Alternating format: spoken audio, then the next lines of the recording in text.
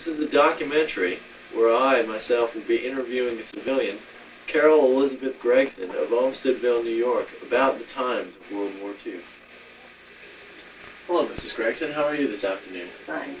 I would like to start with, for my first question, where were you during the World War II period? Well, when Pearl Harbor happened, I was still in school.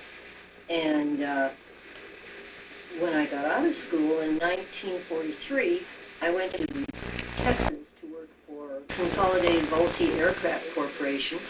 And the only hitch was that I found out when I got there that you had to be 18 and I was still only 17, so I worked in various other places until I got old enough, and then they gave us a 3-month course in drafting.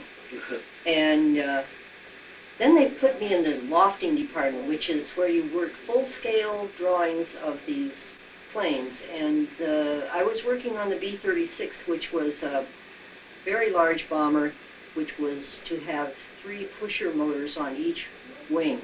And I was working on a wing section. My feet would reach the bottom of the wing, and my pencil would be working on the top of the wing, and I'd be just lying there on that table. It was a lot of fun.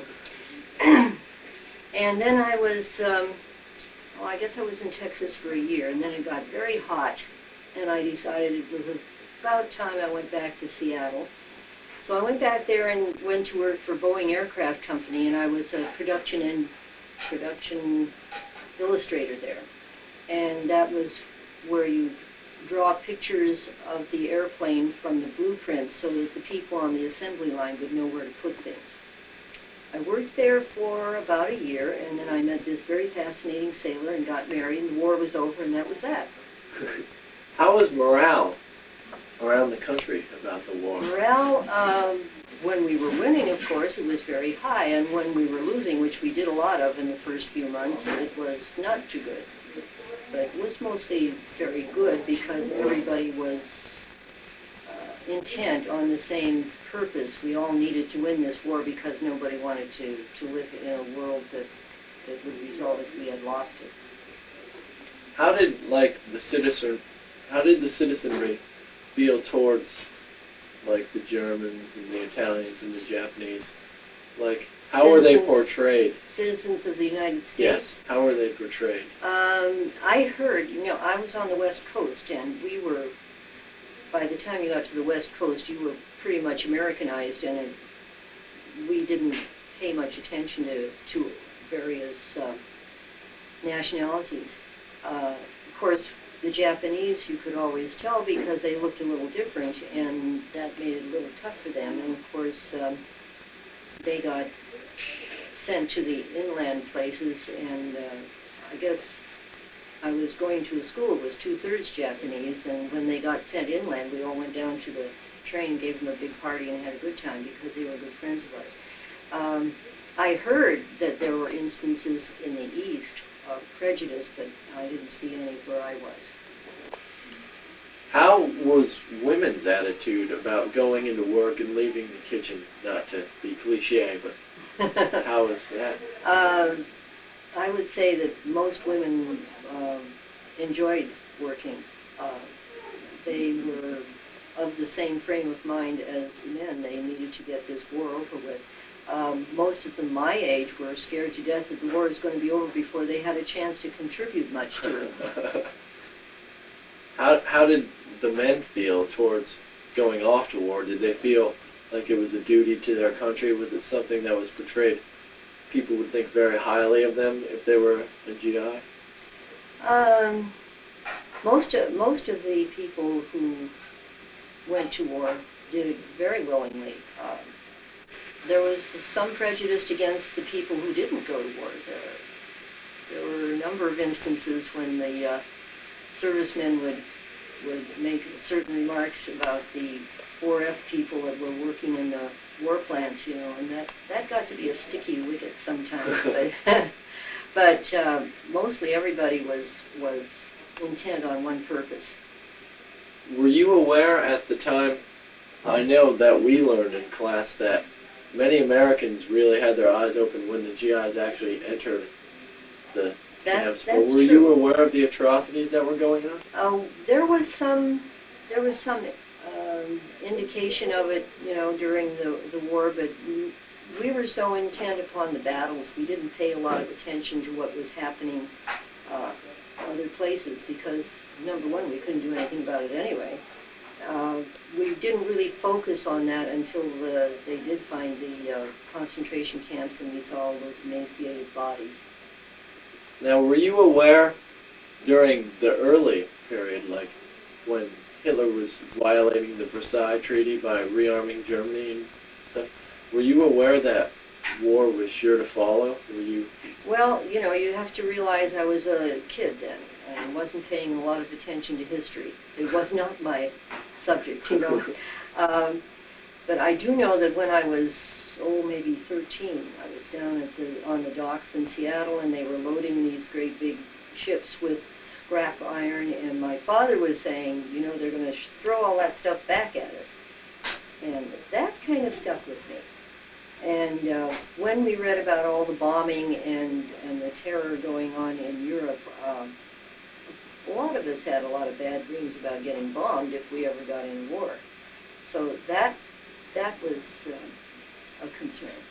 Did a lot of that really touch you, though, because it was in Europe and you were so far removed? Did that really scare you at all? Yeah. Yeah. And after we got in the war,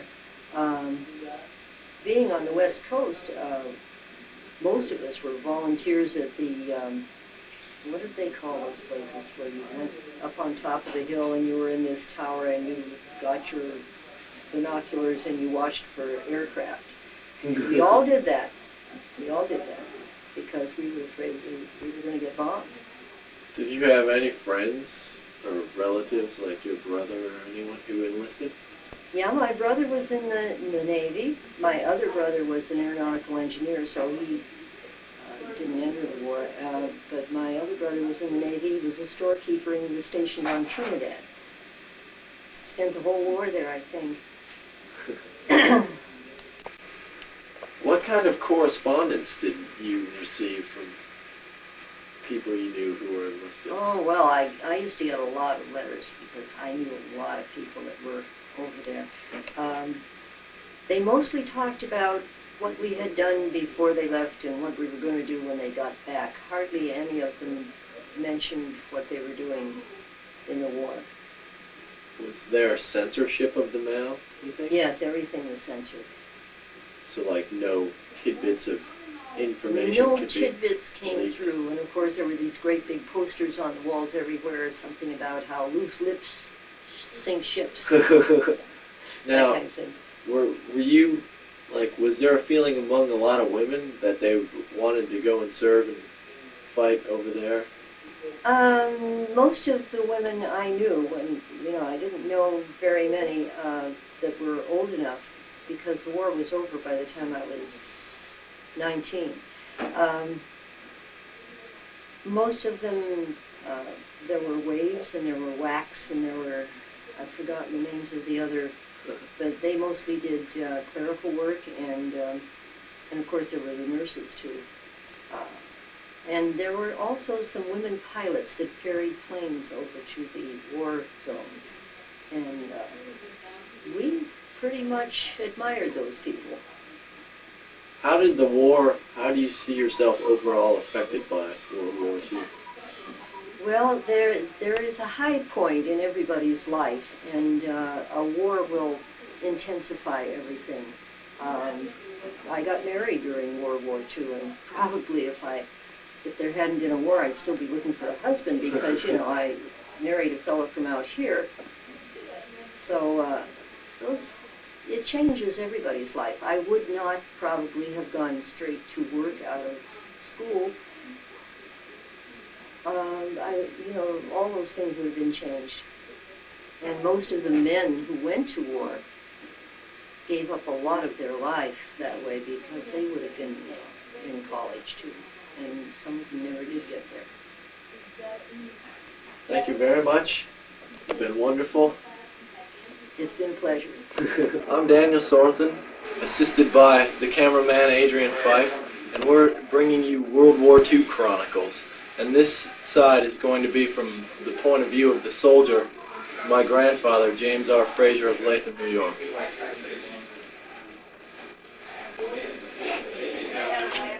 Hello.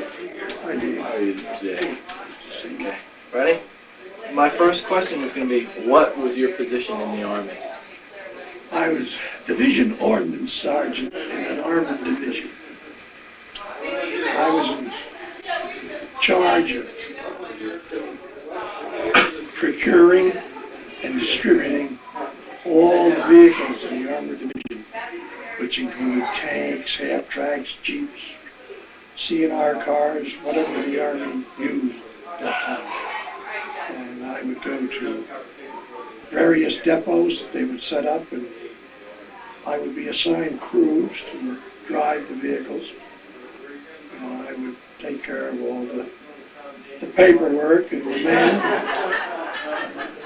be responsible for bringing the vehicles back to the distribution point to be distributed to our division. That was one of my duties. Where were you? Where did you serve? I served in the European theater. I landed in York, Scotland on the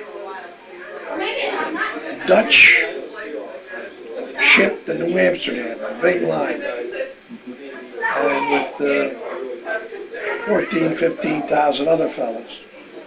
And I was part of an advanced detachment at that time. And we landed in Scotland, and we were quartered or billeted in Wales. And then we later moved down into England, Titworth, England. In the meantime, we set up our operation and would go to various depots in Scotland and Wales and northern England and bring the vehicles down to Titworth and check to see that they're all combat loaded and all ready for the invasion, which is what we were preparing for. Prior to this, I had already been in the Army over 3 years. I mean, and this was in preparation for the invasion of Europe. And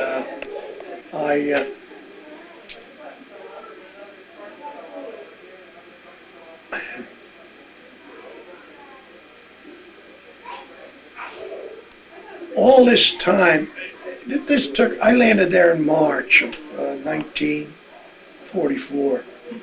And it took from March until June to do this, to get ready for the invasion of Europe.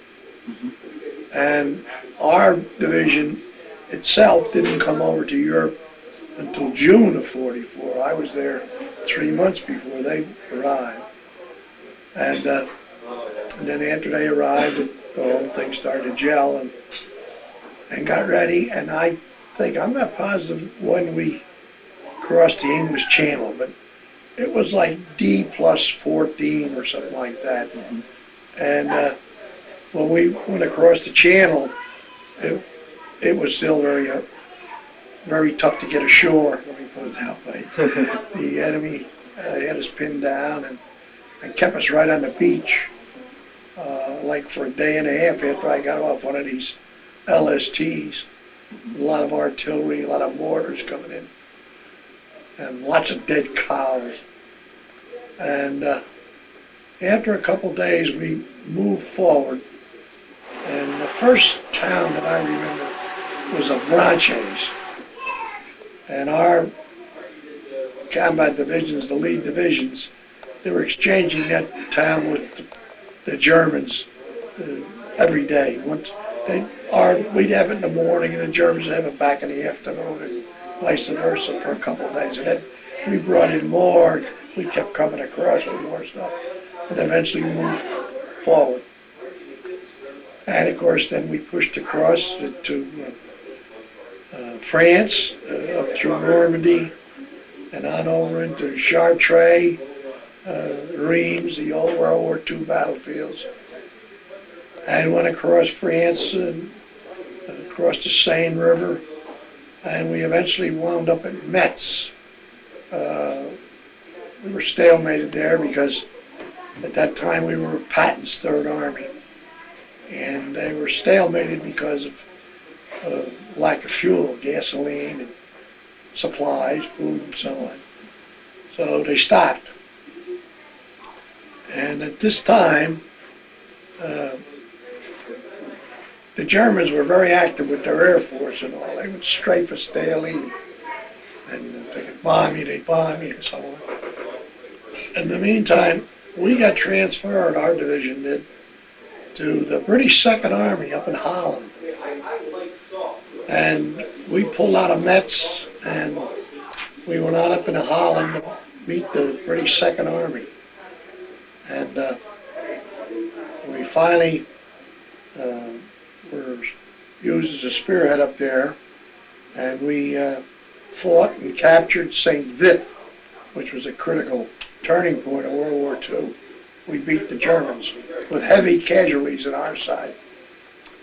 And then shortly after that, the Battle of the Bulge broke out.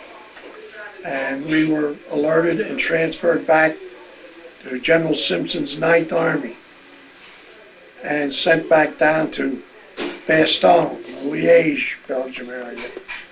And there again, we joined forces with Patton's Third, and we were still in Simpson's Ninth. And we started across Germany, the Siegfried Line, and on into Germany. And when we got into Germany, we were sort of on a mop-up operations. The Germans were losing heavily and bad on all fronts, and they finally gave up. And when the Germans surrendered, Admiral Donitz, the German admiral, he took command of the German forces. And at that time I was in northern Germany, and I remember we were 26 miles from the Danish border in a little town called Koten, K-O-T-H-E-N. And wasn't too far from Poland. And if it weren't for politics, we could have gone right across and gone into Berlin, Russia, any place we wanted to go. But they just made you stop. And so as far as I was concerned, the war was over with for me right then. And then shortly after that, they came and gave us a choice whether we wanted to stay in Germany on occupation duty or go to Japan or the Eastern War there. So I chose occupation in Germany. And so I was transferred to another armored division, the 1st Armored Division, and assumed the same duties. And I was given younger soldiers who I was to instruct to eventually take over. And I was what they call a cadre, and was with the 1st Armored Division in Darmstadt, Germany, and Kreilsheim, I don't know, there's other cities that I don't recall at the moment without looking at a map. And I was there until they were discharging lots and lots of soldiers, and we had a lot of high points, and they tried to hold us and offer us promotions and stuff because of our ability of what we did. And we chose not. We chose to go home and be civilians. So they finally granted our wishes, and they transferred us back to the 7th Armored Division, who was alerted to come back to the United States at that time. And they sent us to Le Havre, France. And we debarked from Le Havre to the United States and landed in Fort Dix, New Jersey.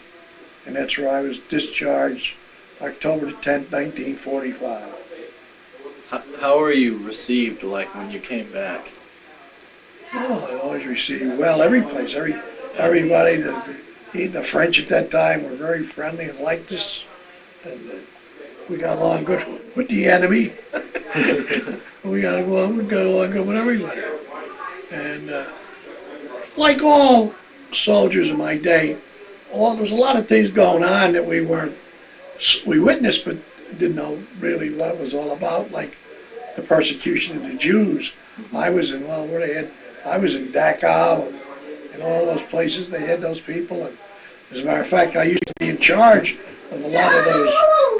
They used to call them DPs, displaced persons, but they were of all nationalities. Of course, they were Jews too in there, and they were all herded like cattle, half of them starving and sick and so on. And we used to do the best we could by, you know, giving them food, water, and shelter when we could. And it was a big job, but we only could do a certain amount, and until other authority came in to take care of them. But we were a combat unit, and we weren't responsible for them. But we were humanitarians, and we would help. And so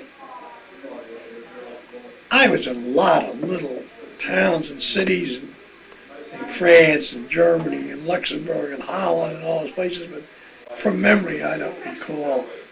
You know, I'd have to be looking at a map or something. You know. But I was there 18 months and lived in the field most of the time. We didn't come inside until about January of '44 up in Holland. And when was it, 45 again.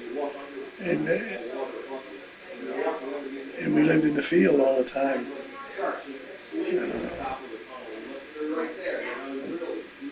What else to tell you?